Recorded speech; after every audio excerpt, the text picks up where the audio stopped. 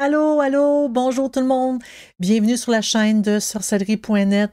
Mon nom est Zelda et vous allez voir la vidéo qui suit tout de suite mon message. C'est un vieux stream, un vieux live stream que j'ai fait sur Twitch. Je vous le présente parce que le contenu pourrait vous intéresser. Oui, je fais beaucoup de blablatage, mais je suis convaincue qu'il y a des sujets qui pourraient vous intéresser. Donc, je vous laisse sur la vidéo. Je vous en remercie beaucoup, beaucoup d'avoir écouté là. Puis, faites un pouce dans les airs, puis abonnez-vous. Ce matin, on va parler de comment débuter. Parce que c'est le fun de dire, moi je m'intéresse, moi c'est le genre de choses qui m'attirent, c'est le genre de choses que j'aimerais pratiquer, mais il y a beaucoup de personnes qui ne savent pas comment pratiquer, comment faire pour franchir cette étape-là, pour ouvrir la porte et franchir cette porte-là et se mettre à pratiquer. Je veux vous parler de comment ouvrir la porte. Et la partie 2, ça va être comment franchir le seuil de cette porte-là et commencer vraiment physiquement à pratiquer. Ce matin, ça va être assez, comment je peux dire, théorique un peu. C'est sûr qu'il y a des choses là-dedans que on se dit, il faut se donner du temps. Des fois, ça pourrait être long, faut être patient. Ce que j'ai envie de dire aussi, c'est des fois, si vous pourriez sembler avoir l'impression que ça va pas assez vite, il faut trouver aussi du temps pour placer ces pratiques-là ou ces, je vais dire, ces méditations-là dans votre journée. On sait très bien que c'est très, très, très difficile de, avec toutes nos journées hyper chargées, de placer des petits moments pour vraiment essayer de s'améliorer puis de se, tu sais, comme de se pratiquer puis vraiment d'entrer dans ce domaine-là. Il faut se donner du temps. Et je vais vous donner des trucs aussi de comment vraiment insérer dans votre temps chargé. Des fois, on a des petites 2 minutes, là, et c'est vraiment le temps de faire ça. Je veux commencer avant tout, donner un peu quelques définitions. Parce que je sais que aussitôt qu'on entend parler de sorcellerie, de magie, en fait, quand on entend parler de magie, souvent la réaction qu'on a, c'est « elle est folle ». OK? Elle est dans son monde, elle est dans son monde imaginaire. C'est les réactions qu'on a. Quand on entend parler de sorcellerie, là, soudainement, le monde a peur parce que on va envoyer des mauvais sorts, parce que on est méchant, parce que la grosse affaire, et tu sais, moi, des fois, à mon travail, j'ai du monde qui sont hyper religieux, hyper catholiques, et quand on en vient à des sujets comme ça, il faut que lentement, j'explique pour finalement dire que la conception de sorcellerie que les religions donnent, c'est pas la vraie définition, c'est pas ça la sorcellerie. On vénère pas les démons, on ne, c'est comme on donne pas, on vend pas son âme, on n'est pas méchant, on fait pas des espèces de gros comment je peux dire, des gros sortilèges pour de faire du malheur et vivre de ce malheur-là. C'est pas ça du tout. On peut avoir l'impression que magie puis sorcellerie, c'est synonyme, c'est la même chose. C'est pas du tout le cas. La différence est, en fait, dans le but recherché, si je peux dire ça. La magie utilise les énergies dites hautes dans le but de s'élever spirituellement et ou de se connecter au plan ou aux énergies supérieures. On a comme, je veux dire plus je veux pas nécessairement dire les dieux, mais je veux dire tous les plans, c'est comme supérieur, se connecter à, c'est comme à l'univers, se connecter vers ce qui est plus grand, ce qui est plus haut, on va le dire comme ça. Et la magie inclut aussi tout ce qui c'est comme notre esprit, notre âme, élévation spirituelle, tout ce qui est plus des autres vies aussi, pas seulement dans notre vie présente. Tu sais, vraiment, c'est l'évolution de notre âme, de notre esprit dans la totalité de nos vies, dans la totalité de notre existence. La sorcellerie, ça utilise aussi les énergies, mais ça utilise les énergies dites basses. En gros, c'est quand on dit haute et bas, c'est la vibration de l'énergie. L'énergie basse, c'est plus ce qui est matériel, c'est plus ce qui est terrestre, ce qui est la vie actuelle, les situations qu'on vit. C'est vraiment ça, c'est ce qu'on dit, l'énergie qui vibre de façon plus lente, plus basse. Mais quand on va plus loin, oui, l'énergie qui vibre de façon plus lente, ça s'en va vers le bas. Fait que tout ce qui est entité, je dirais plus, je veux dire maléfique, là. Le terme est un peu gros, mais il y a des entités qui sont un petit peu plus indépendantes, qui sont pas très, tu sais, style, les anges sont en haut, les démons c'est en bas, c'est une question de vibration d'énergie. Il y en a qui sont plus attirés vers ce qui est plus bas, ce qu'on dit plus noir. Est-ce que ça veut dire qu'on est méchant? Pas du tout, je vais l'expliquer plus tard. Donc, la sorcellerie utilise les énergies qu'on dit bas dans un but plus terrestre, c'est-à-dire matériel, modifier quelque chose, les situations, quelque chose dans notre vie actuelle, présentement dans notre vie actuelle. Ça n'a rien à voir avec notre âme, l'évolution, ça n'a rien du tout à voir. C'est vraiment, par exemple, j'ai besoin d'argent, ben je vais utiliser la sorcellerie pour ça. Là, vous allez me dire, oui, mais la magie blanche peut aussi me permettre d'avoir de l'argent. Et c'est là que les noms, faut y faire très attention. Parce que certaines personnes donnent des noms aux pratiques quand que ça n'a rien à voir. Par exemple, comme je le disais, les magies de couleur. La magie blanche, c'est pas de la magie blanche, c'est de la sorcellerie blanche, en réalité.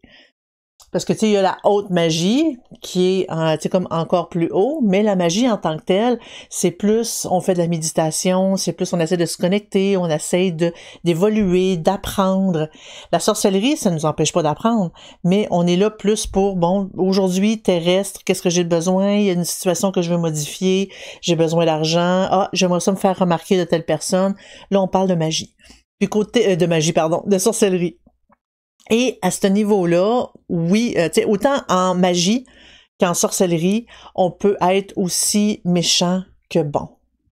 Ça, faut pas oublier que ça veut pas dire que sorcellerie, c'est bas, donc c'est moins bon que la magie qui utilise l'énergie plus élevée. Ça n'a rien à voir. Je vais en parler un petit peu plus tard. Autant, tu sais, comme je disais, la magie et la sorcellerie peuvent être utilisées autant pour le bien que pour le mal. Ça dépend de l'intention. L'intention, je vais en parler tout le long, c'est très important. C'est l'intention qui compte. Toutes les pratiques utilisent ce qu'on dit l'énergie. En fait, l'énergie, c'est tout ce qui vit, tout ce qui bouge. La chaleur, c'est de l'énergie. La lumière, c'est de l'énergie. Tout est une question d'énergie.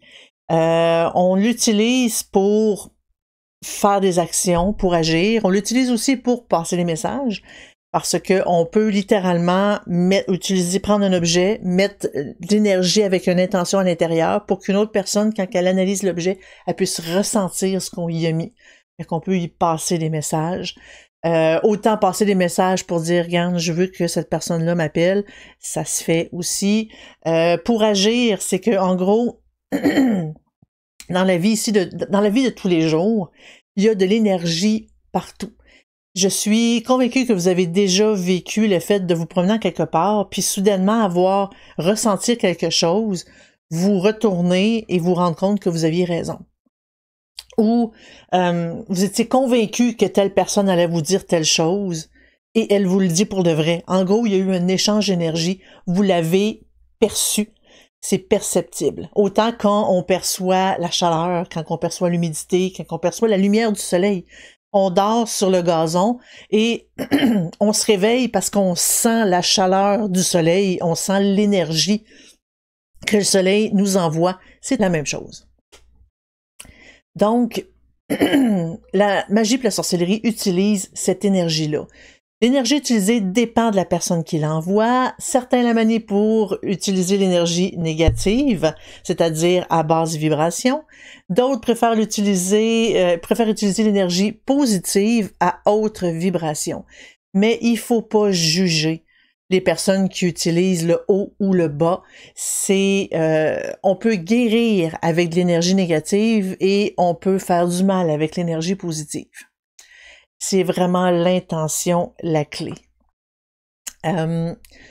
Le principe de base est assez simple pour le fonctionnement de la magie puis de la sorcellerie. En gros, via la visualisation, puis le fait de se placer des bougies, de placer un gros autel avec de l'encens, avec tout le tralala, des fois ça peut nous aider justement à mieux nous concentrer pour nous mettre dans un état où est-ce que la visualisation va être plus facile.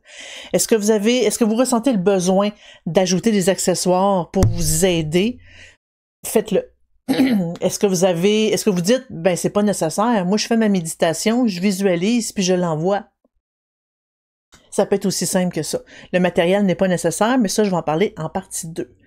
Donc, via la visualisation, l'énergie concentrée par le pratiquant est chargée de son intention. Par exemple, bon, je veux de l'argent. C'est assez facile, celle-là.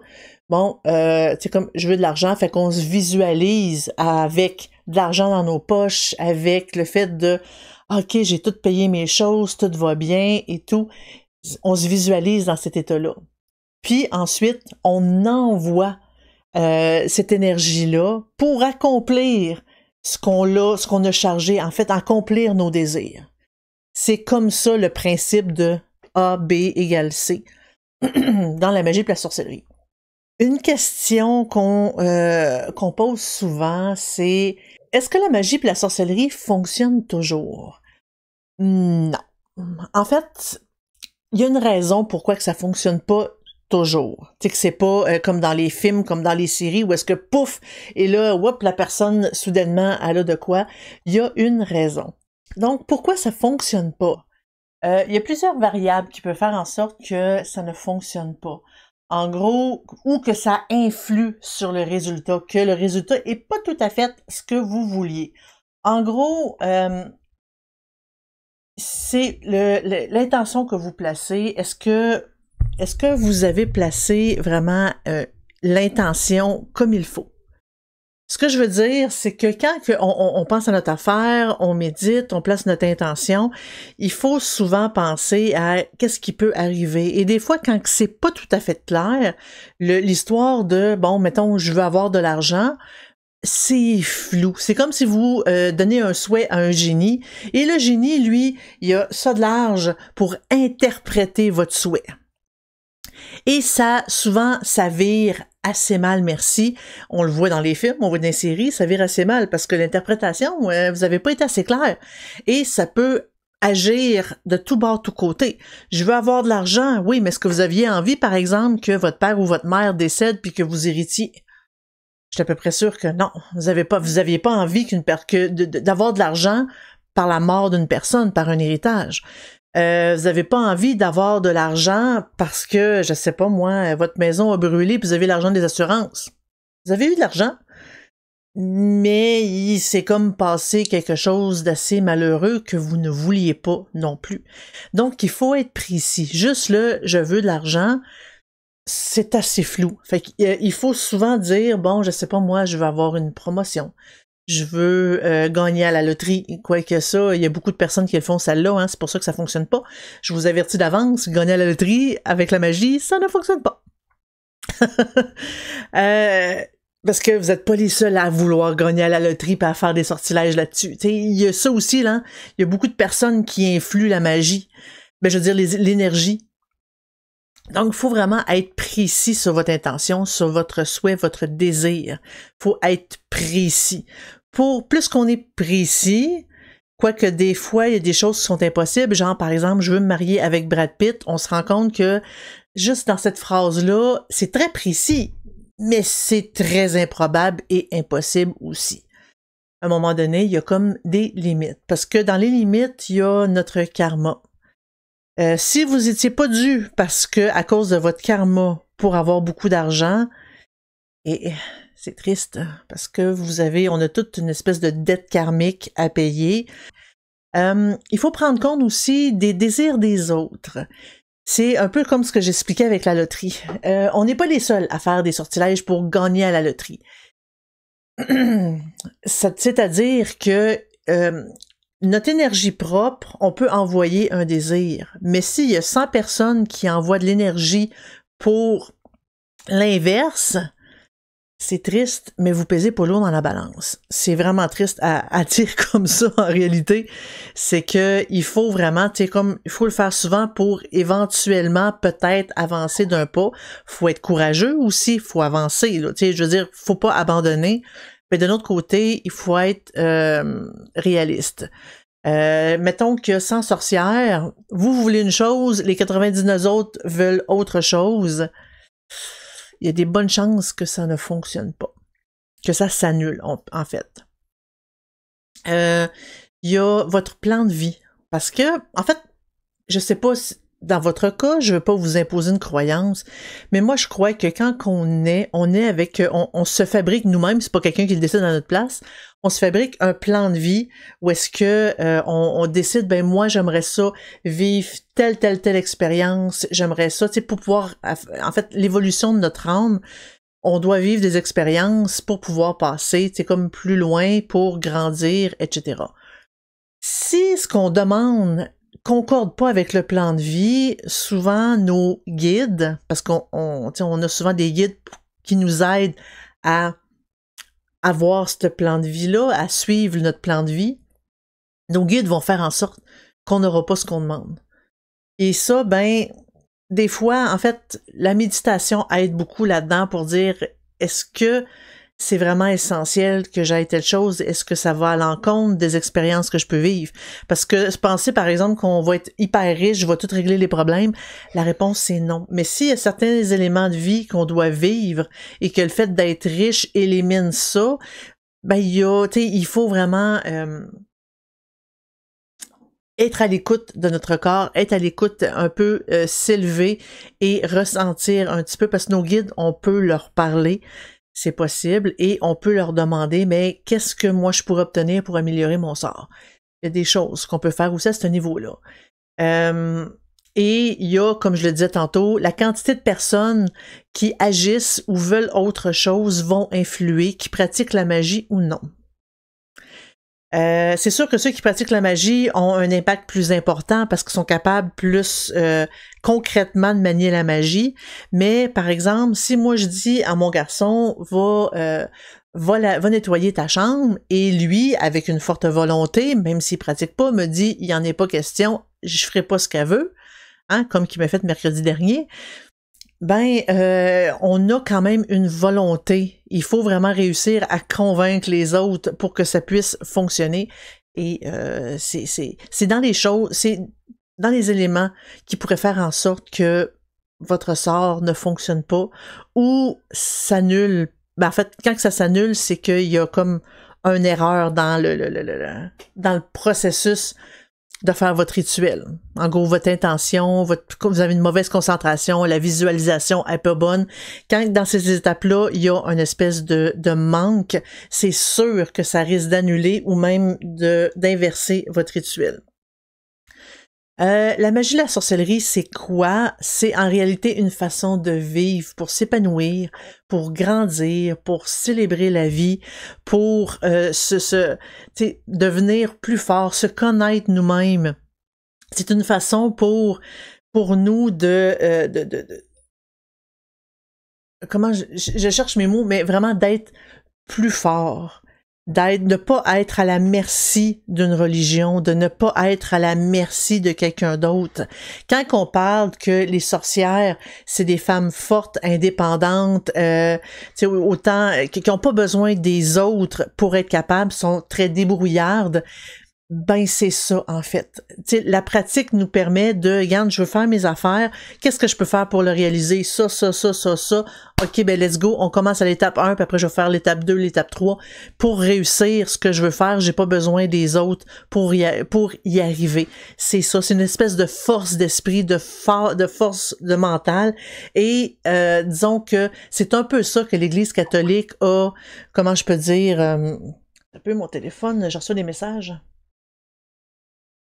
C'est un peu ça que l'Église catholique a combattu.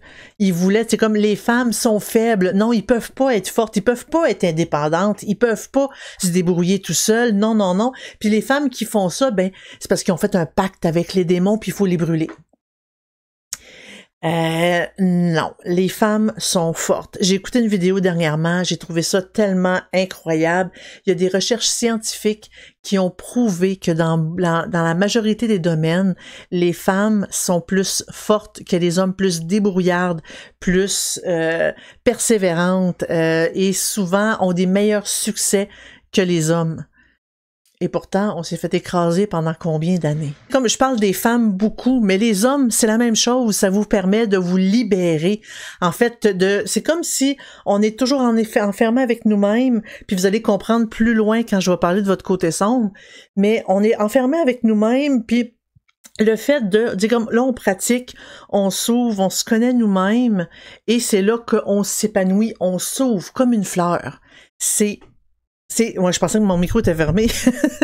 C'est littéralement ça. On s'ouvre, on se permet de s'épanouir, de grandir, de devenir fort, de justement raidir notre colonne pour dire, moi, je suis, c'est comme indépendance, liberté, yes. Et c'est ça, autant hommes puis femmes.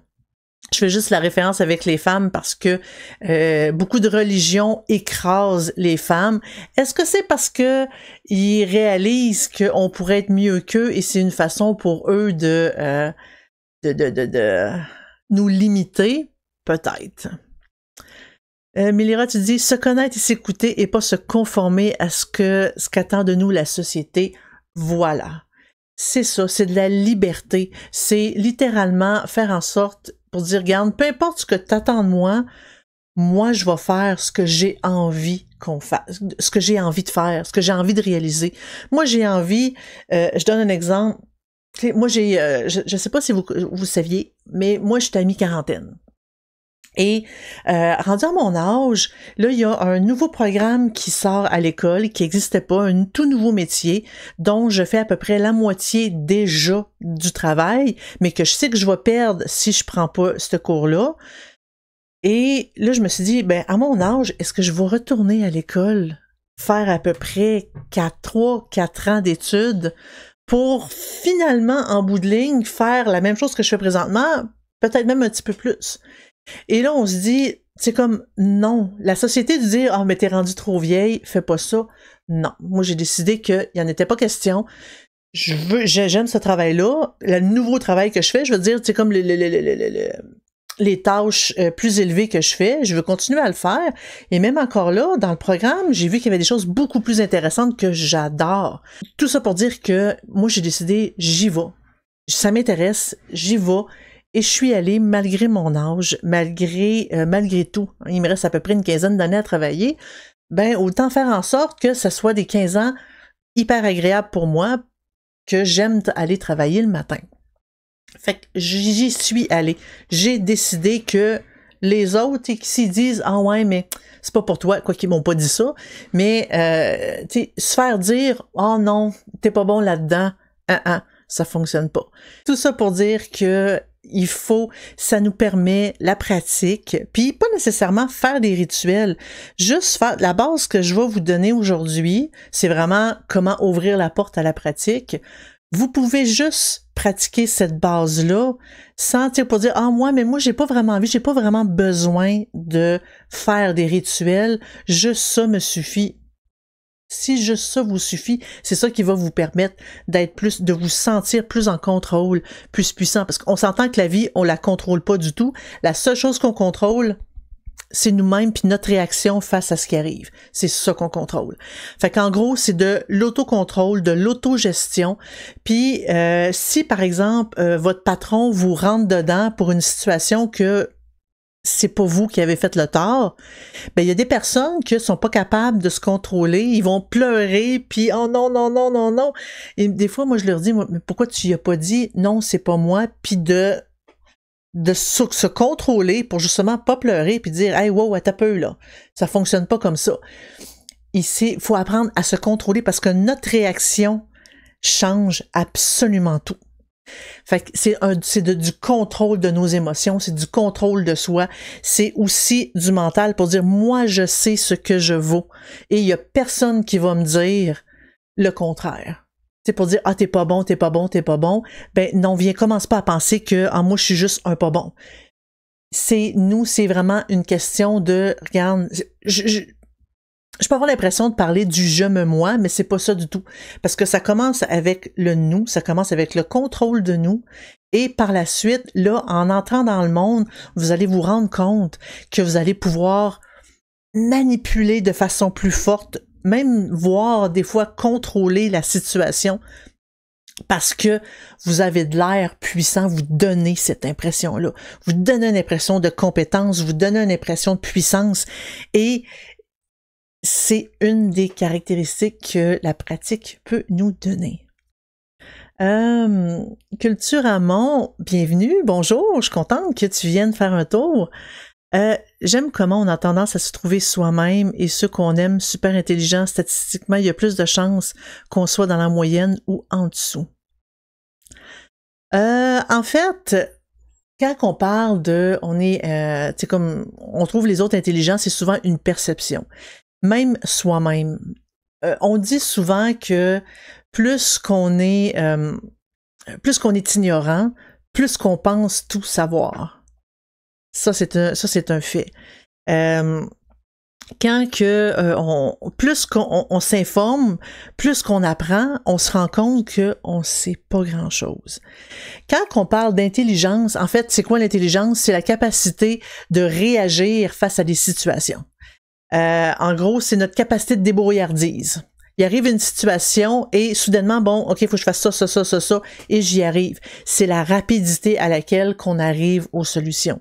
C'est là qu'on peut parler d'intelligence. Oui, le monde a tendance à se surestimer au niveau de l'intelligence, mais moi, ce que je veux signifier, c'est pas le fait qu'on est super intelligent puis tout ça, mais il ne faut surtout pas se dégrader. Parce que quand on commence à se dire « Ah non, je suis pas bon. Ah non, moi, je suis pas bon dans ci, je suis pas bon dans ça. » Oui, on peut avoir des faiblesses, on peut avoir des défis. Mais de là à dire que je suis pas bon, ah non, ça, non, je suis pas bon. Si on ne le fait pas, si on ne le pratique pas, moi, par exemple, en dessin, je suis pas bon. Tu sais, j'ai beaucoup de défis. Vraiment beaucoup de défis. Mais si je le fais pas, ben, j'y arriverai jamais. Quand que j'étais plus jeune, quand j'étais adolescente, j'admirais tellement le talent d'écriture d'une de mes amies. Je trouvais tellement qu'elle écrivait bien et moi, j'écrivais pas bien.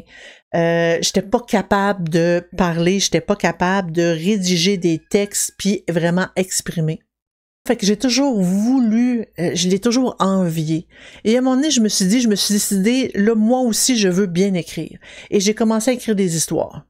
À les taper. OK, au début, c'était pourri, mais plus que j'en écrivais, plus que ça devenait facile de les écrire, plus que je me suis dit, ah, je vais ajouter tel élément, c'était beaucoup plus facile de les rédiger, et plus que je le travaillais, plus que, là, soudainement, aujourd'hui, le monde vient de me dire, hey, j'aimerais tellement ça bien écrire comme toi. Ouais, mais je l'ai travaillé. C'était un défi c'est comme un gros défi pour moi au début, mais maintenant, c'est devenu facile. Fait qu'il faut vraiment avancer, il faut vraiment pousser. Ma prochaine étape dans ce stream-là, c'est faudrait s'ouvrir à nos capacités psychiques. C'est quoi une capacité psychique? Certains vont dire, bon, mais là, ça repart. En fait, nos capacités psychiques, c'est le fait d'être capable de percevoir, de ressentir, être capable de s'ouvrir un peu, tu sais, quand on dit s'ouvrir un peu à la nature, voir autre chose que juste un écran, que juste la télé ou juste nos séries, juste notre téléphone. C'est être capable de s'ouvrir et ça nous permet aussi de nous ouvrir aux autres, de voir ce qu'on ne voyait plus. Hein, quand on parle de « Ah oui, le hibou, ça veut dire ça », soudainement, vous allez voir des hiboux partout quand il était déjà là, en fait, le hibou. Il a toujours été là, mais vous ne l'avez jamais remarqué. S'ouvrir à nos capacités psychiques, c'est ça. C'est s'ouvrir à ce qu'on ne voit plus. C'est s'ouvrir c'est comme la nature, voir les feuilles, c'est tellement relaxant.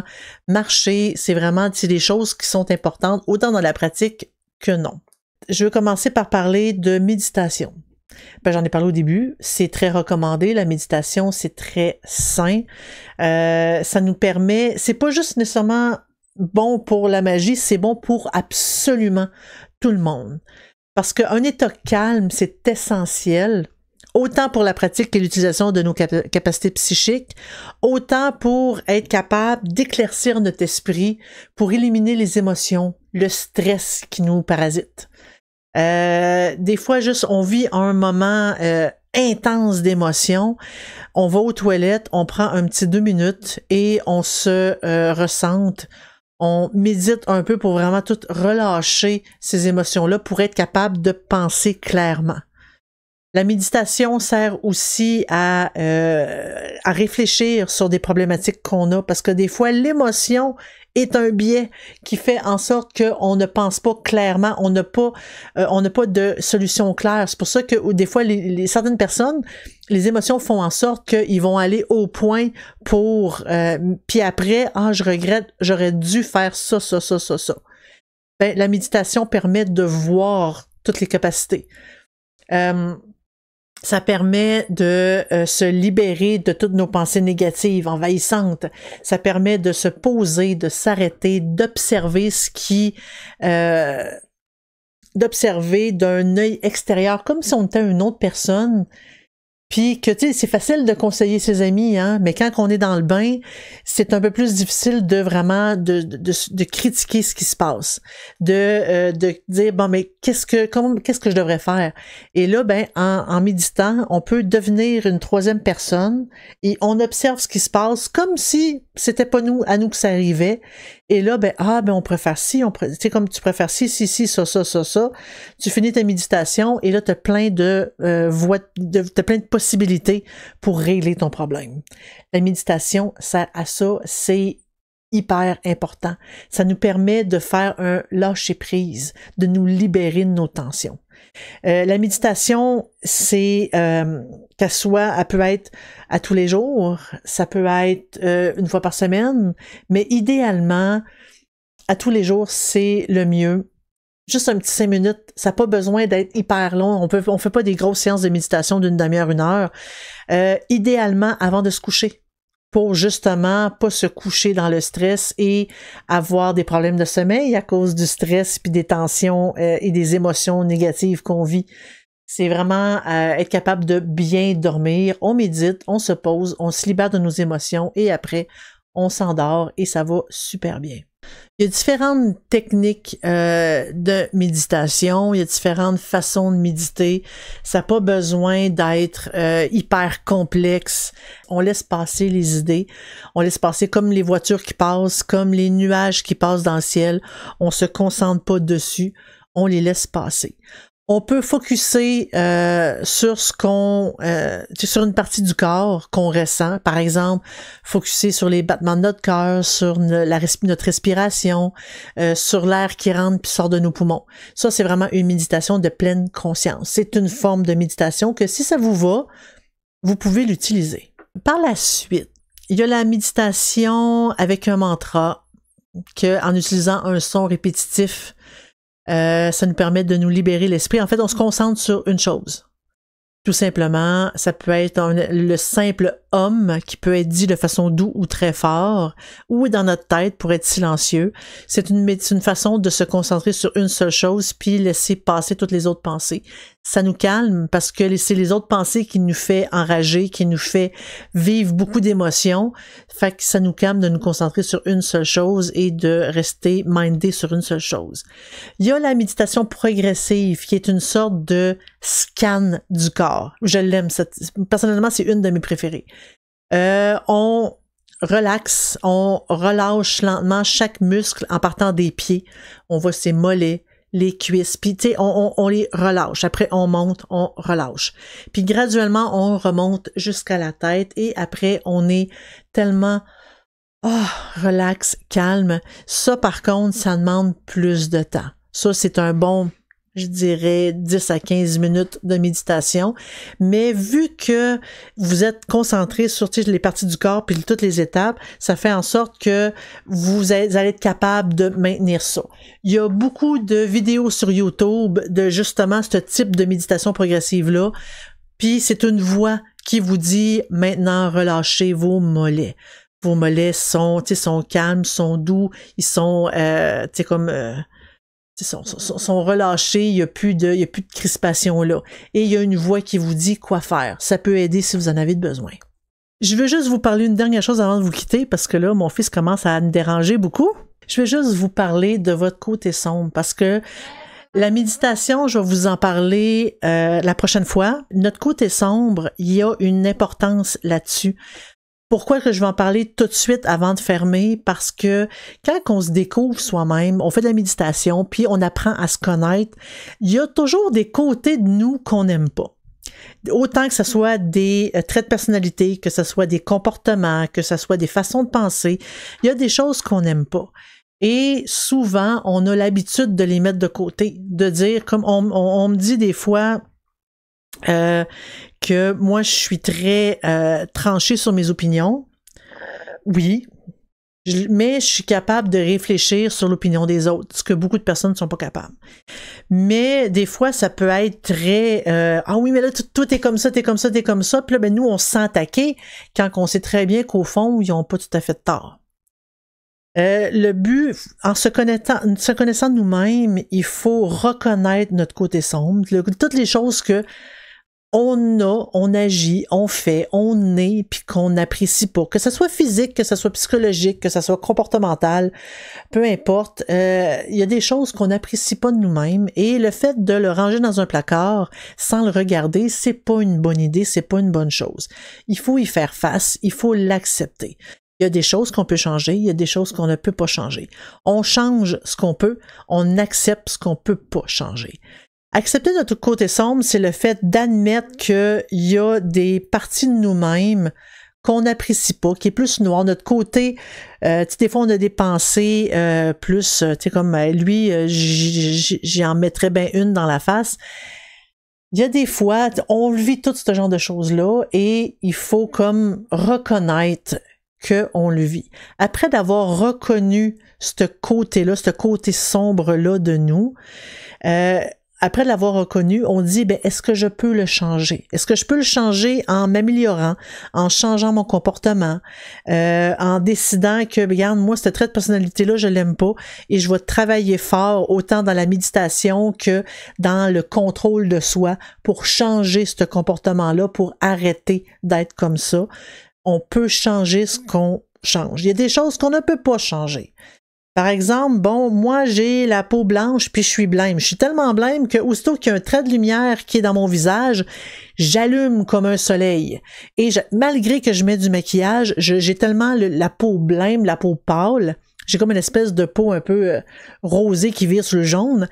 Je suis tellement pâle que la lumière, j'ai des difficultés avec mes lumières parce que justement, je peux pas m'en mettre une claire dans le visage parce que j'allume. Ces photos de famille, là, il y a tous mes membres de ma famille et que moi, que la lumière reflète sur mon visage de façon épouvantable, puis je brise la photo. Ça, c'est quelque chose que, même si j'essaie de le masquer avec du maquillage, je peux pas changer.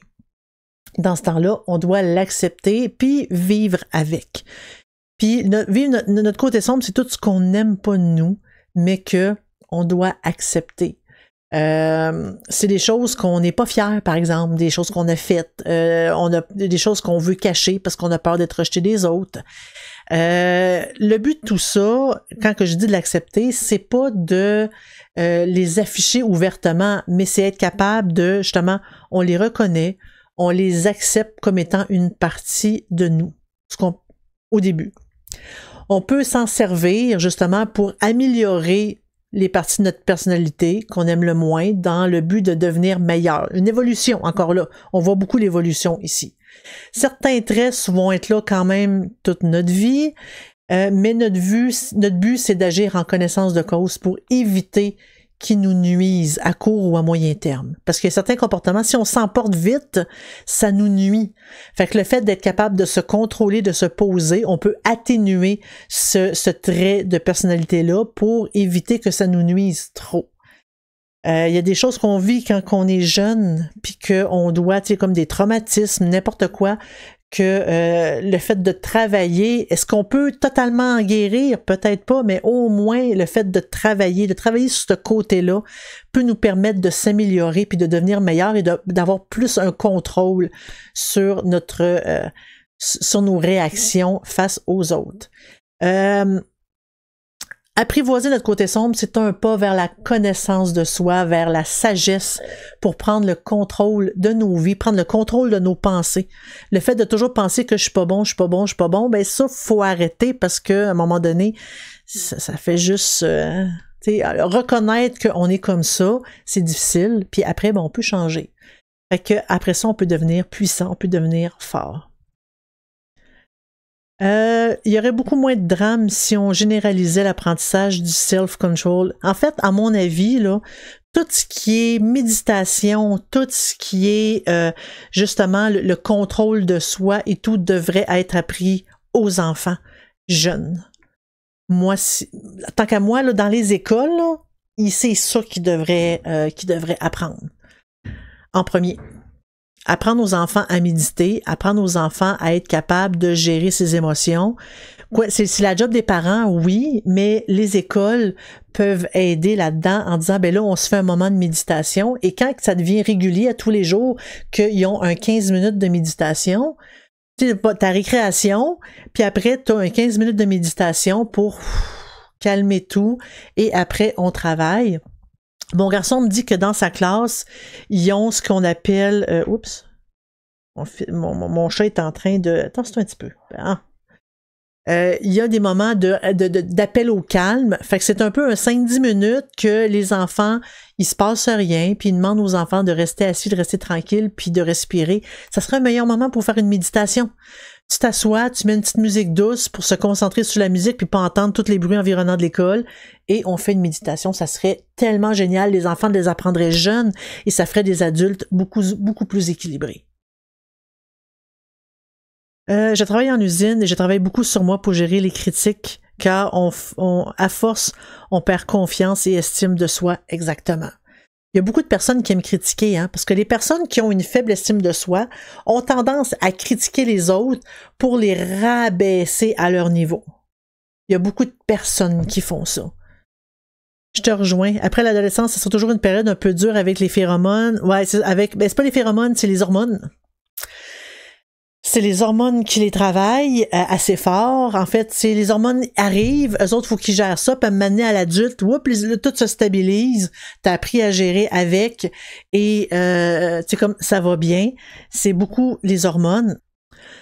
Mais c'est ça, fait que ça serait tellement, on les apprend jeunes, maternelle, première année, dans les premières années scolaires, on devrait leur apprendre à méditer, puis à apprendre à gérer un peu, comme tu as une émotion forte, on va te mettre de côté, on va méditer pour te libérer de ces émotions fortes-là, pour respirer, t'ancrer, ça je vais vous le montrer la prochaine fois comment s'ancrer, c'est vraiment pas long s'ancrer, là, vraiment pas.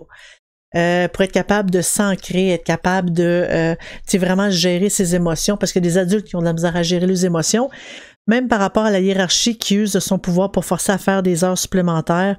Avant, je cédais aux menaces de renvoi, maintenant je ne cède plus, mais parfois ça me stresse quand même, j'ai encore du travail sur moi à faire. Ouais. En fait, il y a tes patrons vont te demander, même si tu as une charge de travail épouvantable, ils vont toujours t'en demander plus jusqu'à temps qu'à un moment donné, tu mettes ta limite. Mettre sa limite, c'est hyper important.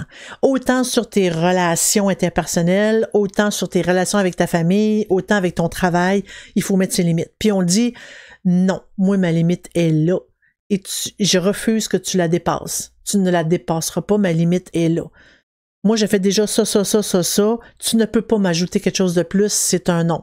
Oui, ils vont nous menacer, mais à un moment donné, il faut prendre soin de soi parce que tomber malade ou tomber en burn-out parce que le boss en demandait trop, tu vas de toute façon plus être capable de travailler. En fait, une psychologue m'a déjà dit, que il faut, pour prendre bien soin des autres, il faut commencer par prendre soin de soi. Fait qu'il faut que tu prennes soin de toi, tu mettes tes limites pour que tu sois toi en forme, et quand toi t'es en forme, c'est là que tu peux aider les autres. Fait que une mère ou des parents qui font tout pour leur enfant, par exemple, à s'en rendre malade, ben c'est pas bon parce que le parent doit prendre soin de lui en premier, puis quand que lui est en forme, il peut encore mieux prendre soin de ses enfants. Les enfants, tu sais, comme on dit, mes enfants passent en premier. Non. Tu dois passer en premier, puis après tes enfants. Parce que si toi, tu tombes, qui va s'occuper de tes enfants? Ça, faut y penser. Il faut s'occuper de soi en premier. Pas juste dire faire du je me moi. Non, non, non. Pour dire, regarde, là, je suis fatiguée. Non, là, regarde, j'ai passé une mauvaise journée. Puis tu dis à tes enfants, j'ai passé une mauvaise journée parce que eux autres, ils vont prendre exemple sur toi. Si tu dis, j'ai passé une mauvaise journée, j'ai pas envie de crier après toi, j'ai juste envie d'avoir un peu de paix. Moi, je me retire quand j'ai des grosses émotions. L'enfant va apprendre après à se retirer quand il y a des grosses émotions au lieu de hurler partout. Dans certains états méditatifs, quand on médite puis on est calme, des fois, les émotions font en sorte qu'on focus sur certaines choses. Mais si on se libère de ces émotions-là, c'est là qu'on peut voir, j'ai telle avenue, j'ai telle porte que je peux prendre, je pourrais faire ci, je pourrais faire ça. Il y a plein de possibilités qui s'ouvrent à nous et qu'on pourrait peut-être changer de carrière, qu'on pourrait peut-être, c'est comme voir autre chose, où est-ce qu'on se sent plus épanoui là-dedans. Et la méditation est super importante là-dedans. Là, j'en ai parlé j'ai parlé de combien de méditations? J'en ai parlé de 3. Je vais parler des autres au prochain stream, mais au moins, si vous pouvez essayer si vous prenez vraiment, si ça vous attire pas, on passe au suivant. Il y en a tellement des méthodes de méditation. Et le fait de se ressourcer, ça peut être 5 minutes par jour, juste avant de se coucher. On relaxe, ou des fois, on a un trop plein d'émotions, on s'en va dans la salle de bain. On va faire, comme nos petits besoins personnels. On fait semblant de faire nos besoins personnels, mais en fait, c'est juste pour respirer, pour se calmer. Ce que je fais, moi, c'est que j'ai pris beaucoup de temps à m'imaginer un endroit dans ma tête, toujours le même, et quand je veux méditer, je m'imagine m'y balader, c'est très relaxant. C'est une des méthodes de méditation que j'ai l'intention de vous parler.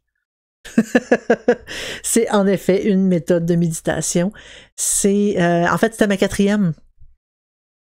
Utiliser notre imagination pour visualiser des scènes, visualiser des endroits et là-dedans, on peut inclure aussi des pratiques de visualisation dans le sens que on peut réussir à voir, comme dans notre tête évidemment, mais aussi à entendre les oiseaux, à sentir l'odeur de l'herbe, des feuilles et tout ça, ou sentir l'odeur de l'humidité. Ça peut être un vieux château, ça peut être un champ, ça peut être une plage, ça peut être absolument n'importe quoi que vous pouvez vous imaginer. C'est vraiment c'est une des méthodes de méditation que moi j'aime beaucoup d'ailleurs. J'entends l'eau de la rivière, je sens l'humidité dans l'air, je me sens vraiment ailleurs, ça fait vraiment du bien. Oui. C'est les odeurs qui marchent avec moi, une bonne odeur de menthe sauvage. Oui. Ça dépend. Il y a certaines odeurs que moi aussi, là, on dirait que ça me relaxe beaucoup. C'est-tu dans la dernière boîte de Witch Casket ou l'autre d'avant? Parce que j'ouvre des boîtes surprises de sorcellerie. Et chaque mois a un thème. D'habitude, je fais ça la 3e ou la 4e semaine du mois. Et la dernière fois, j'en ai eu un. Ça ici. C'est du Calming Smelling Salts. C'est des sels comme odorantes pour calmer. Puis c'est vraiment ça, c'est du sel. Je vais l'ouvrir. C'est du gros sel où est-ce qu'ils ont mis comme des odeurs. Des fois, ils mettent des herbes puis tout ça. Puis ça, c'est probablement un peu d'odeur qu'ils ont mis. Ça sent tellement bon. On dirait que ça a comme une odeur de savon doux. Ça sent bon. Fait que des fois, là, je l'ouvre, là. Je me prends une sniff.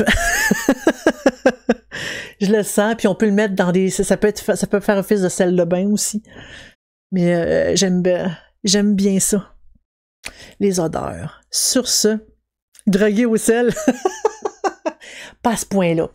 Je le sniff, mais je n'ai pas besoin, là. Hein? Drogué au sel. T'es drôle. Sur ce, je vous dis, je vais vous laisser là-dessus. Je vais continuer. En fait, il va y avoir finalement une partie 3. Mais j'ai adoré vraiment beaucoup la discussion avec vous. Un grand merci d'avoir été là. Bye bye tout le monde. À la prochaine. Merci beaucoup d'avoir écouté cette vieille vidéo. J'espère que vous avez apprécié. Si vous voulez venir nous voir discuter en direct, c'est sur Twitch. Et ce que vous voyez sur YouTube, c'est juste une toute petite partie de ce qu'on fait sur Twitch. Donc, j'espère vraiment que vous allez venir nous rejoindre sur la chaîne Sorcellerie Net sur Twitch. On fait des open box, on fait tout plein de belles découvertes, des rituels. On fait beaucoup d'informations que vous ne voyez pas, malheureusement, sur YouTube. Venez nous voir, c'est gratuit.